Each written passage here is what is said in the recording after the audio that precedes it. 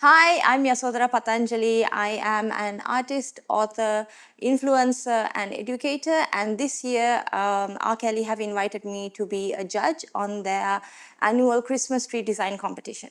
2 years ago, we founded Independent Collective School, Sri Lanka's first modern school. ICS delivers a personalized Cambridge curriculum to all our students.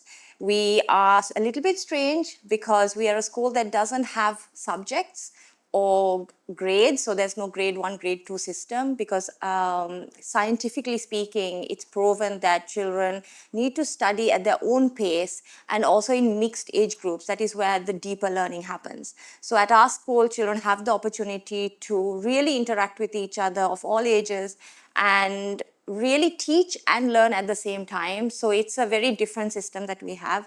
But it's not a new system per se because project-based learning has been around for 60 plus years. Democratic education has been there for 100 plus years. So these are not new concepts. It's just that with AI and how we're heading towards a very different future, these more alternative or what has not been mainstream education, the methods have become more and more important in order for our children to be able to face an AI future. So that's what we do at ICS. The last 100 years, we've been in the Industrial Revolution, moving through to the digital era, but mainstream education was sort of invented just over 100 years ago, 150 years ago, and it was very much formulated for the industrial era, where people were required to fill factories or large-scale companies and sort of not think too much and not be too creative and follow orders. I mean, we have the famous Rockefeller quote for that. But as we step into the AI age, we need to figure out how are humans going to be more valuable than all the technology that's coming up. And whatever technology we have today, and it's very powerful today, it will be more powerful even by the time our children are in employment. So we have to urgently start thinking, well, how is it that our children going to show their skills? How are they going to stand shoulders above the AI systems and all the sort of automated stuff? And the key to that is really critical thinking and creativity, because those are things that technology aren't quite geared up to take over yet. It might happen in a couple of decades, but not yet. So the best thing we can do for our children of this generation is not rote learning and this exam-based education. They have to be creative and they have to critically think. But those are not two things that actually can be taught. Don't be fooled by anybody that says that they can be taught. They cannot be taught.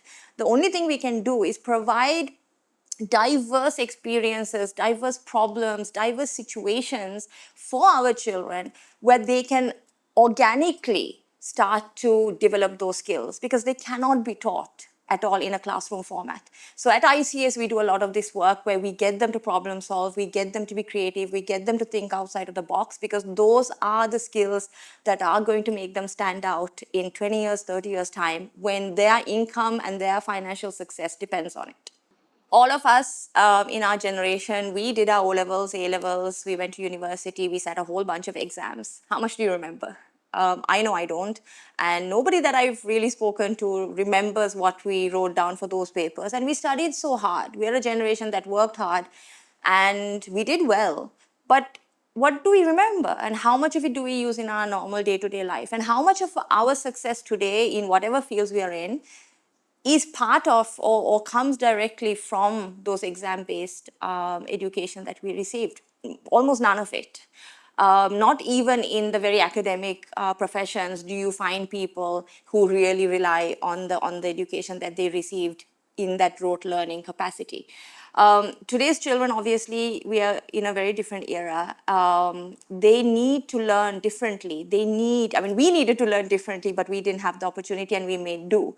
But our children will not be able to make do because the world is changing so fast. So learning through experience, project-based learning, those are scientifically proven. I mean, these are not new things. These are methods that have been there for years. The science is there, the research is there, the numbers are there. I mean, even it was 2019, I think, when UNICEF mandated interdisciplinary learning for globally for all children rather than subject-based learning.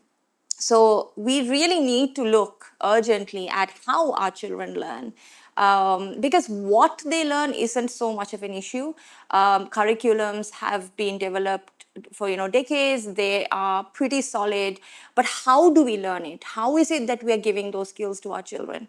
Those are the real issues at hand. And what you see in most schools is, these children are studying for monthly exams and termly exams and yearly exams, all of which have been scientifically proven to harm the child's education and not provide a deep learning. Very superficial learning is what you get from those things, where you remember it for just the test date and then you immediately forget it because you're getting ready for the next test. So experiential learning, project-based learning, very, very important, and we all have to find ways that we can inject as much of it into our children's lives as possible. And that doesn't mean taking them to more classes. It means providing them, even at home, with more opportunity to problem solve and really get their hands-on experience of doing things. I'm really excited to be getting involved in the Archalley Christmas tree design competition. These type of competitions, these kind of approaches are really great for children, because in our world at the moment, we don't have a lot of opportunity yet for children to really explore unbridled creativity, an opportunity where they can really reimagine and go back to the building blocks and come back with something crazy.